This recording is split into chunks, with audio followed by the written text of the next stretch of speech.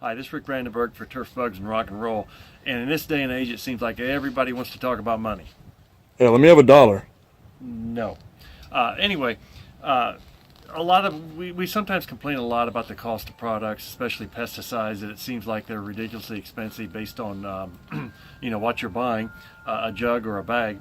And I want to let you know that the cost of development of these products is something that's just ridiculously expensive. Not anybody's fault. Regulations obviously add to that.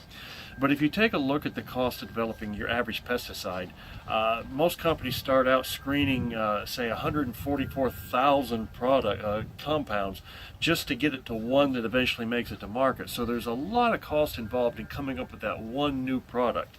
And they'll spend about $90 to $100 million just on the chemistry part of it, finding the compounds and beginning to process them. They'll spend another $90 to $100 million doing the biological work, the field trials, the lab trials, the greenhouse trials, and then perhaps they'll spend another $90 to $100 million doing the toxicology work and the regulatory work and all that sort of thing. So you add that up, we're getting close to $300 million development cost to get one new product on the marketplace.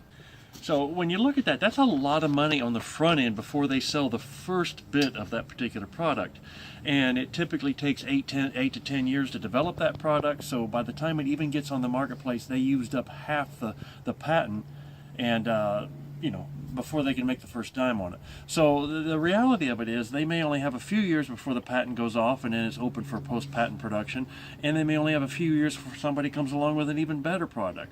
So companies are in the business of actually making money, and as a result they have to set a price, and when they analyze the market, that they can get a return on that $300 million investment. So that explains a lot of the cost of products. Is just not the cost of the product itself, but the hundreds of million dollars invested in the development of that product. And interestingly enough, in 1962, Rachel Carson wrote Silent Spring, which moved us towards this high regulatory sort of environment. In 1970, as a result of her book, or her book kind of initiated the movement, the EPA was established.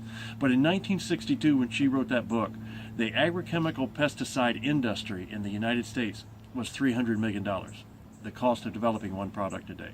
So that's the story of why the cost of pesticides is perhaps higher than many consumers would like to see it, but it's a reality. Hope that helps. Look forward to talking with you again soon.